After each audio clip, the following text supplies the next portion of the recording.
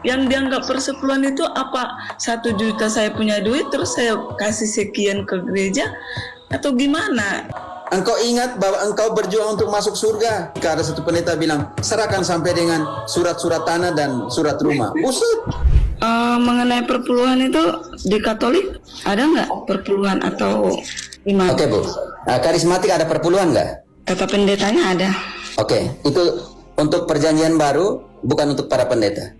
Sedang kita mau bongkar semua tentang persepuluhan. Oke.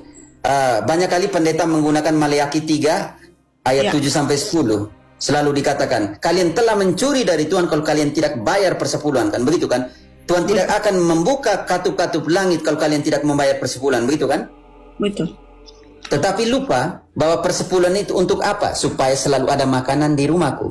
Tetapi persepuluhan itu untuk siapa? Ulangan bab 26 ayat 12 dan 13. Yang pertama, setiap tahun keberapa orang bayar persepuluhan, orang Israel. Yang kedua, untuk siapa? Yo. Apabila dalam tahun yang ketiga, tahun persembahan persepuluhan, engkau Tahan dulu. Tahan dulu aku Katolik. Ya. Ibu, berarti persepuluhan itu dibayar dalam tahun keberapa? Pada tahun yang ketiga, tahun persepuluhan. Berarti 3 tahun dulu, setiap 3 tahun mereka bayar persepuluhan. Oke, lanjut deh. Pada tahun yang ketiga, tahun persepuluhan, orang Israel buat apa? engkau sudah selesai mengambil segala persembahan persepuluhan dari hasil tanahmu, maka haruslah engkau memberikannya kepada orang Lewi, orang asing, anak yatim dan kepada janda supaya mereka dapat makan di dalam tempatmu dan menjadi kenyang. Bu, yang berhak mendapat persepuluhan menurut kitab suci 1, Imam Lewi. Yang kedua, janda. Yang ketiga, yatim piatu. Dan yang keempat, orang asing. Ayat 13-nya menegaskan.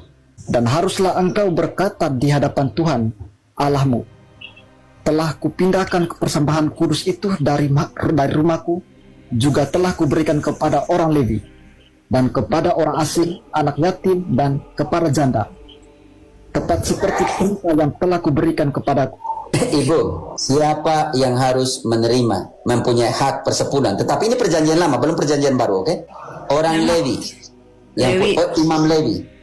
Kenapa Imam Lewi yang berhak mendapat persepuluhan suku Lewi? Karena begini, saudariku.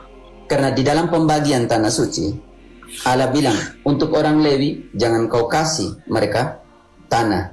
Mereka mendedikasikan hidupnya di kemah persembahan, kemah pertemuan, atau yang sekarang namanya bait suci. Itu bisa dilihat dalam bilangan 8, dalam bilangan ulangan 18, dan semuanya tugas orang Lewi.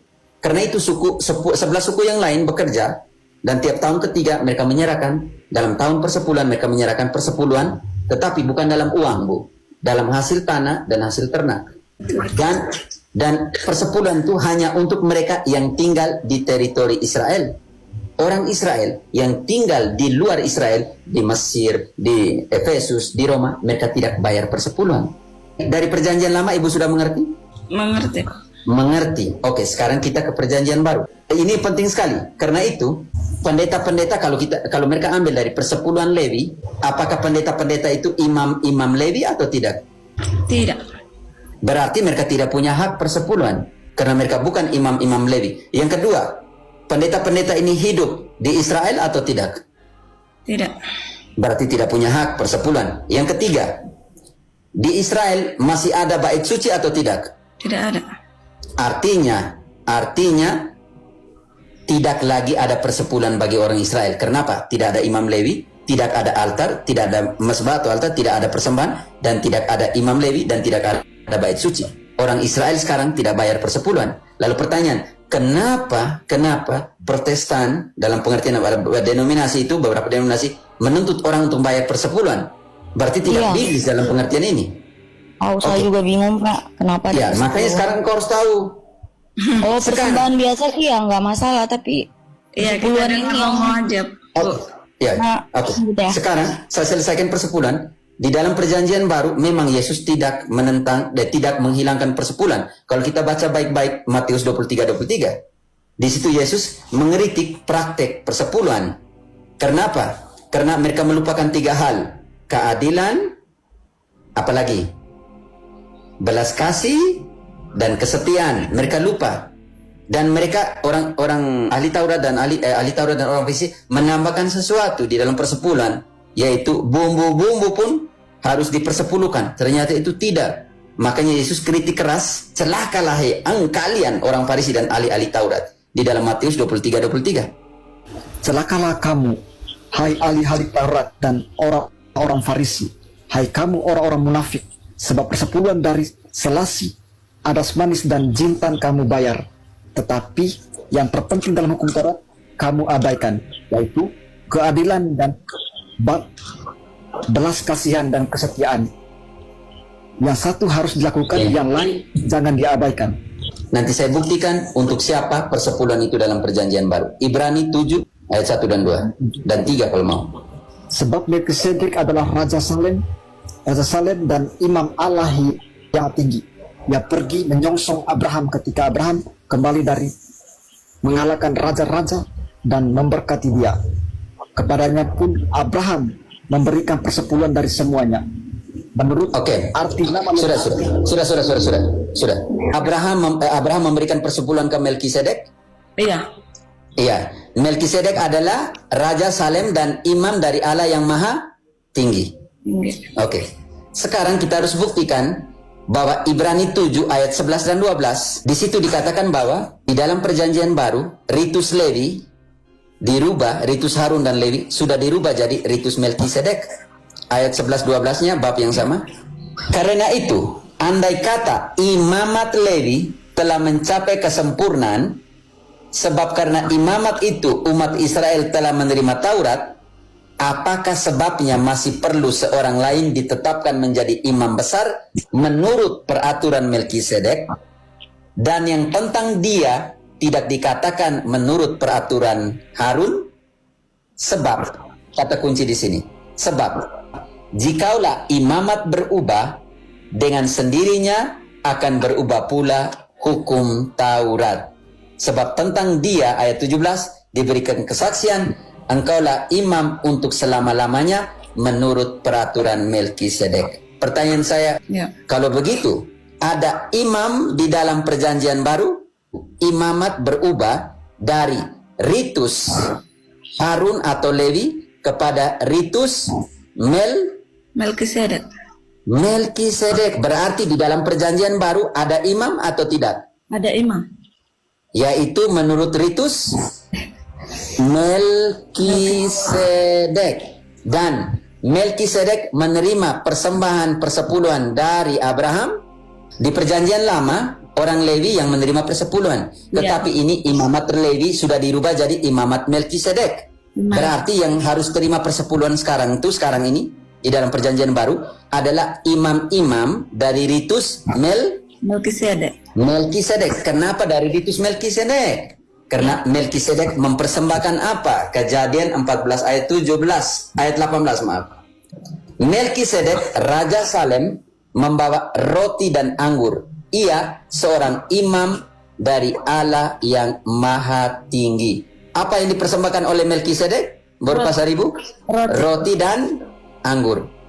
Apa yang dipersembahkan Yesus di dalam Lukas 22 ayat 19-20 dalam malam perjamuan terakhir? Roti dan anggur. Roti dan anggur. Berarti imam-imam dalam perjanjian baru yaitu ritus Melkisedek karena mempersembahkan roti dan anggur. Lakukanlah ini sebagai kenangan akan daku. Karena itu kalau ditanyakan di dalam perjanjian baru ada persepuluhan secara biblis ada, yaitu dari ritus Melkisedek. Tetapi walaupun imam-imam Katolik dari ritus Melkisedek ini mempersembahkan roti dan anggur, punya hak secara biblis dan teologis di dalam gereja Katolik, tidak pernah dipaksakan orang untuk membayar persepuluhan. Walaupun secara biblis dia punya hak biblis. Tetapi pendeta hak biblisnya dari mana tentang persepuluhan di dalam perjanjian baru? Karena mereka bukan dari ritus Melkisedek. Karena dalam Protestan bilang tidak ada imam lagi dari ritus manapun. Engkau harus tanyakan pendetamu. Kenapa begini, saudariku? 1 Timotius 6 ayat 5 sudah menjelaskan. Engkau mau baca? Sakit loh kalau baca ayat itu.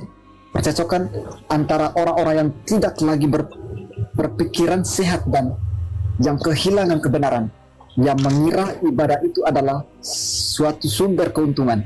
Ayat 6. Memang ibadah itu kalau disertai rasa cukup, memberi keuntungan besar. Ayat 8. Rasa cukup artinya cukup ada apa? Asal ada makanan dan pakaian, cukuplah. Cukupkanlah. Ayat 10. Karena akar segala kejahatan ialah cinta uang. Sebab oleh memburu uanglah beberapa orang telah menyimpang dari iman dan menyiksa dirinya dan berbagai duka. Roma ayat 16, 17, 18. Tetapi aku menasihati kamu, saudara-saudara, supaya kamu waspada terhadap mereka yang bertentangan dengan pengajaran yang telah kamu terima, menimbulkan perpecahan dengan godaan, sebab itu hindarilah mereka. Sebab orang-orang demikian tidak melayani Kristus Tuhan kita, tetapi melayani perut mereka. Orang-orang ini bukan melayani Kristus, melainkan melayani perut mereka. Kenapa? Karena 1 Korintus 9 ayat 18. Apakah upahku? Upahku adalah mewartakan Injil tanpa upah. Dengar itu para pendeta. Coba kamu jangan siksa umatmu, jemaatmu dengan persepuluhan. Kalau demikian upahku, apakah upahku? Upahku ialah ini, bahwa aku boleh memberitakan Injil tanpa upah, dan bahwa aku tidak mempergunakan hakku sebagai pemberita Injil. Romo, cukup. Yang kamu harus berikan itu yang lahir dari hatimu. 2 Korintus 9 ayat 6 sampai 8. Yang kamu harus berikan yang ini, yang lahir dari hatimu tanpa paksaan, saudariku. Yang mereka pakai itu hanya ayat 6, pendeta-pendeta. Kamu jangan pakai ayat 6 saja, baca sampai ayat 8. Ini yang benar nih, lahir dari hati. Itu penting sekali. Coba engkau baca. Itu kan kejadian ada juga di dalam Alkitab ya, waktu seorang janda memberikan perpuluhan itu, ya kan? Dia memberikan dengan kekurangannya, ya kan? Bukan dengan. Tapi ada yang paksa. Ini jadi soal. Engkau baca ayat itu dulu. Camkanlah ini, orang yang menabur sedikit akan menuai sedikit juga, dan orang yang menabur banyak akan menuai banyak juga. Tahan dulu OMK. Kesiannya di situ, aku Katolik, kesiannya di situ. Mereka menggunakan ayat ini saja tanpa membaca selanjutnya. Iya betul. Selanjutnya itu menjelaskan. Kan Bu, Horas, engkau mengerti. Mereka hanya baca ayat 6. Baca dong ayat selanjutnya. Aku Katolik, lanjut ayatnya. Hendaklah masing-masing memberikan menurut kerelaan hatinya, jangan dengan sedikit hati atau karena paksaan. Sebab Allah mengasihi orang yang memberi dengan sukacita, dan Allah sanggup melimpahkan segala kasih karunia kepadamu, supaya kamu senantiasa bercukupan di dalam segala sesuatu dan malah berkelebihan di dalam pelbagai kebajikan. Oke, karena itu ibadahmu yang murni, Yakobus 1 ayat 27. Kunjungilah yatim piatu dan janda dalam kesusahan mereka. Makanya tadi kembali lagi persepuluhan untuk siapa? Untuk janda, anak yatim piatu, untuk orang asing. Oke, Pak. Kalau pendeta bukan keturunan Lewi, tidak bisa menerima persepuluhan. Kalau pendeta bilang tidak ada imamat lagi dalam perjanjian baru menurut ritus Melkisedek, jangan pernah terima persepuluhan. Katolik saja ada imam-imam menurut ritus Melkisedek, tapi tidak pernah memaksakan orang bayar persepuluhan. Ibadah yang murni yang tak tercacat di hadapan Allah Bapa kita ialah mengunjungi yatim piatu dan janda-janda dalam kesusahan mereka, dan menjaga supaya dirinya sendiri tidak dicemarkan oleh dunia. Yesus dalam Matius 25 ayat 32 sampai 40-an, di manakah engkau ketika aku lapar? Di manakah engkau ketika aku telanjang? Di manakah engkau ketika aku sakit? Di manakah engkau ketika aku di penjara? Di manakah engkau ketika saya orang asing? Setiap kali engkau melakukannya untuk yang kecil ini, engkau melakukannya untuk aku. Datanglah, berbahagialah, beradalah di samping kanan kerajaan Allah. Di sini kan cukup jelas yang Bapak sampaikan. Tapi yang saya dengar dari mereka dari bulan ke bulan hanya Maliaki dan Perjanjian Lama, apa itu? Aduh, haleluya. Kenapa? Karena orang-orang yang seperti itu sudah kehilangan kebenaran, yang menganggap ibadah itu sebagai sumber keuntungan. Terus bertentangan dalam pikiran saya. Memang bertentangan. Bertentangan. yang dianggap persepuluhan itu apa? 1 juta saya punya duit terus saya kasih sekian ke gereja atau gimana? Itu kan Nona, baru engkau pergi beli itu paket makanan untuk orang misi, kau bawa ke orang janda lebih baik itu. Engkau ingat bahwa engkau berjuang untuk masuk surga. Di sini ada 2 hari lalu di Costa Rica ada satu pendeta bilang serahkan sampai dengan surat-surat tanah dan surat rumah. Buset. Karena mereka pakai Maliaki itu, Nona. Maliaki 3 ayat 7 sampai dengan ayat 10-11 itu. Kamu telah menipu saya. Lalu orang Israel tanya, dengan cara bagaimana kami menipumu Tuhan? Dengan persembahan persepuluhan. Bayarlah. Kamu pakai Maliaki macam kamu orang Israel saja. Tetapi tidak tahu bahwa persepuluhan itu dalam bentuk makanan dan hasil hewan dan hasil ternak dan hasil tanah, supaya orang-orang Israel, janda, yatim piatu, orang asing, dan imam Lewi dapat makanan, bukan dapat jam roleh, bukan dapat tiket untuk pesiar, tidak ada, dan tidak dengan uang, ibu, bukan uang. Persepuluhan dalam perjanjian lama bukan dengan uang, karena ada praktik korupsi. Di zaman Abraham sudah ada praktik korupsi. Lebih baik engkau paketkan makanan bagi orang miskin, tuh selesai, Nona. Itu persepuluhan yang mulia di hadapan Tuhan. Memang saya nggak pernah Katolik sih. Tidak apa, terbuka untuk belajar bagi. Macam itu kan kita pembahasannya bukan pembahasan yang lain. Pembahasannya adalah Alkitab. Saya tidak keluar dari Alkitab. Apakah saya keluar dari Alkitab tadi, Bu? Tidak. Saya mau tunjuk dengan Alkitab di tangan. Ini sih kata firman Tuhan. Karena apa, Bu?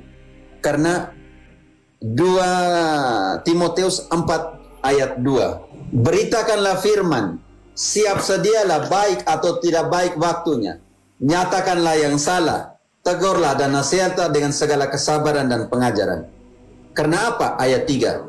Karena akan datang waktunya orang tidak lagi menerima ajaran sehat, tetapi mereka akan mengumpulkan guru-guru menurut kehendaknya untuk memuaskan keinginan telinga mereka. Mereka akan memalingkan telinganya dari kebenaran dan membukanya untuk dongeng. Makanya kita buktikan dari sejarah kitab suci, persepuluhan itu untuk pendeta tidak biblis. Dan itu bukan perjanjian baru. Dan perjanjian lama bukan orang Lewi mereka. Mereka bukan orang Israel dan bukan keturunan Lewi. Dan Lewi tidak menerima persepuluhan karena tidak ada lagi bait suci di Yerusalem. Tidak ada lagi pelayan liturgis di Yerusalem. Yang ada itu dalam 1 Korintus 9 ayat 14 yang mewartakan Injil hidup dari pengajaran. Iya. Tetapi ayat 13-nya yang melayani altar hidup dari altar. Di situ omong tentang imam. Imam yang mewartakan dan imam yang melayani mezbah. Protestan mereka memangkas ayat 13-nya dan hanya menggunakan ayat 14, Bu. Demikian pula Tuhan telah menetapkan bahwa mereka yang memberitakan Injil harus hidup dari pemberitaan Injil itu. Mereka hanya tutup di sini. Tetapi ayat 13 omong tentang imam yang melayani mezbah. Ayat 13-nya. Tidak tahukah kamu bahwa mereka yang melayani dalam tempat kudus mendapat penghidupannya dari tempat kudus itu, dan bahwa mereka yang melayani mezbah mendapat bahagian mereka dari mezbah itu. Ini dia omong tentang imam, Ibu. Karena imamlah yang melayani mezbah dan altar, bukan tentang pendeta. Dalam penjelasannya itu seolah-olah mereka pendetanya. Itu jadi lucu juga kan? Pertanyaan, mereka berapa kali sih, Bu, di sana? Tapi kalau gini ya kau tubuh ya, menurut aku ya, pendeta itu kan tahu firman Tuhan. Kalau udah tahu kayak gitu, kenapa masih dijalanin di gereja-gereja? Itu loh maksudnya. Itu yang saya maksudkan juga. Jadi tidak perlu bertanya sama Romo, ya kita sebenarnya harus pertanyakan sama pendeta langsung deh kayaknya. Kenapa ada ayat yang seperti ini gitu? Kenapa kalian masih seperti ini? Tapi untuk pembelajaran tidak apa, bisa tanya. Saya jelaskan dengan Kalau saya bertanya kepada mereka, seolah-olah kami berdebat dan bertentang dan akan keluar dari gereja.